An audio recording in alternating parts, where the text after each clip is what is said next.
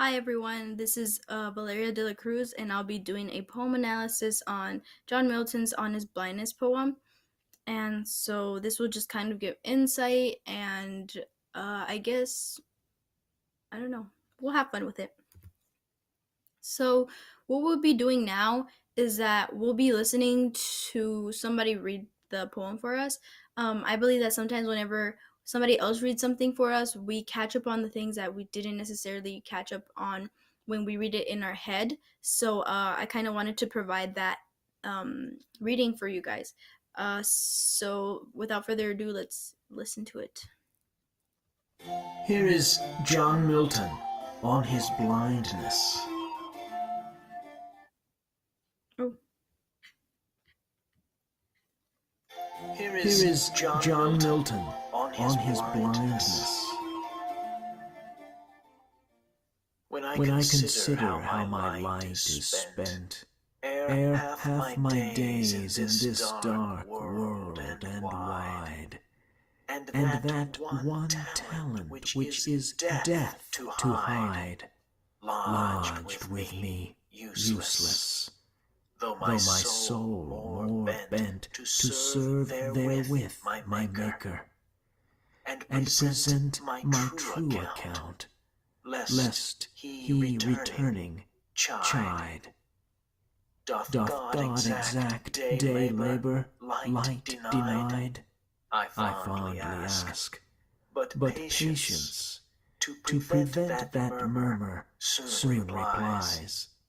God doth not need either man's work or his own gifts. Who best bear his mild yoke, they serve him best. His state is kingly, thousands at his bidding speed, and post o'er land and ocean without rest. They also serve who only stand and wait. This is Charles Bice. I hope you'll join me for my next Pause for Poetry.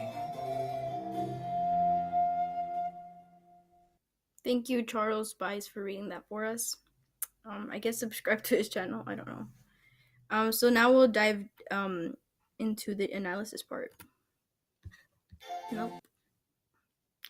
Well, before the analysis, I kind of want to give a backstory on John Milton himself and what has happened in his life when he was reading this poem. So, John Milton is considered one of the most significant English poets after William Shakespeare. So, he's technically the second best poet to walk this world after William Shakespeare. And so, if you read this poem without having the knowledge that John Milton was blind at this time, you wouldn't really pick up on the meaning of the poem. But to compensate for that lack of knowledge or whatever, I'll inform you that John Milton, at the age of 44, completely lost his eyesight due to untreated glaucoma. And so this poem clearly reflects his emotions in regards to his eyesight loss, and he kind of draws it back to his own life as well. And so even though the poem did a great job and has a bunch of strengths in regards to conveying a meaning, I believe that the two highlighted sections were the best in giving meaning to the poem. So the first one is, when I consider how my light is spent ere half my days in this dark white world. The second one is, thousands at his bidding speed, and post o'er land and ocean without rest. They also serve who only stand and wait. So these two lines, I thought that they drew a clear allegory between light and John Milton's eyes. So whenever someone becomes blind, the presence of light in their eyes is absent. So in order for your brain to form an image, there needs to be light coming in through your eyes. And so I'm not sure how this happens, but blind people, there's something in their eyes that they can't process this light. And so basically they can't really form any images, which makes them blind. And so John Milton reflects this blindness to how he spent his time before he was blind. So he's saying that he was in a dark place, and that he was technically blind, like figuratively, he was blind before even before he was actually blind, in the sense that he was making these decisions that he didn't really um, now consider them as important or worth the sacrifice, I guess.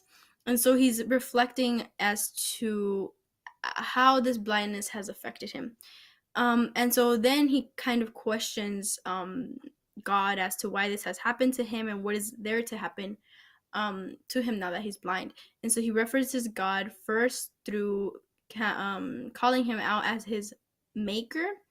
Um, and so as he's questioning God, he kind of comes back and realizes that God is so powerful, that he has a lot of people, thousands and thousands of people at his command, that he's confident that God will use his power to make him a different purpose in life, now that he's blind.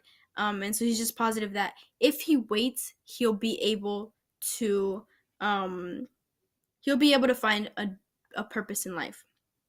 And so he's saying that just as his eyes have become useless to him, he's become useless to God. And so this draws on to the next point, which is um, that even though he's useless now and that he can't really see or do much, he's saying that it's important to be patient in this process, or in any process in your life where you're going through a hardship. Referencing back to the last line, he's just powerful. He's confident that his faith in God will drive him to reclaim a purpose in this world. And so this is a picture of what is thought to be God or whatever.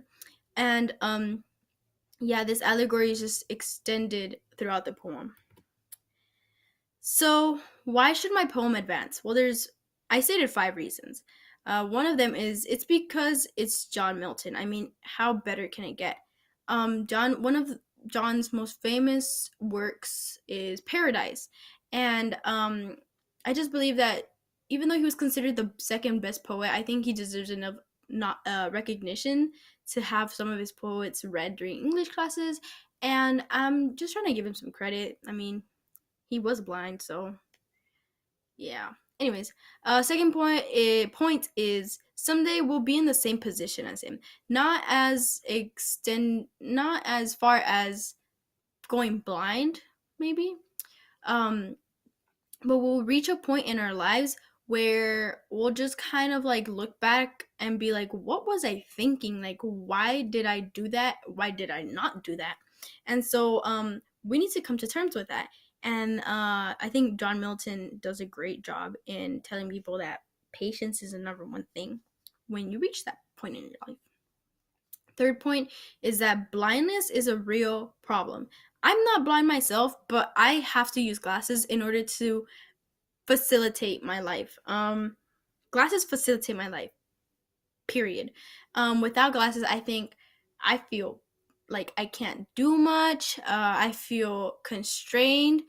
Um, it's just, I can only imagine how John Milton felt when he just completely lost his eyesight. Like, mine is slowly deteriorating, but he just lost it. So it's a real problem. Fourth point is that he gives hope to people who regret their mistakes. He's saying that we're all human, we're bound to make mistakes, and that you shouldn't really beat yourself up to it, even though you will at some point. That it's not going to be the end of your world. Once you realize the mistakes you made in your life or the decision you didn't take in your life. And so his way of saying this was kind of with a Christian twist. But I believe that everybody's destined to a path in their life. They have an already set destiny. And yeah, so just like John Milton, I don't think people should beat themselves up over their mistakes. And the last but not least is that I want to see what this grand prize is. Like, I low-key want the bragging rights, and I don't know, I just kind of want a prize out of it. I mean, I am going as far as doing this presentation, so I might as well get something out of it. So yeah. And then just to close, Milton became a victim of his own ignorance, and he failed to recognize the importance of his sight now that it's gone. So just like Milton, once we don't have something, we realize how important it is. And so, because of this, Milton is able to dwell on his current situation. And so, we too are victims of our own ignorance. And once we reach a certain point in our lives, we contemplate a lot on like our past mistakes rather than like what we can do to better our life from here on out, or how we can fix the current situation. So, yes, this has been a poem analysis of John Milton's On His Blindness poem. And please vote for me. Um, Thank you for staying this long into the presentation. And so, yeah, I hope you guys liked it. All right. Thank you.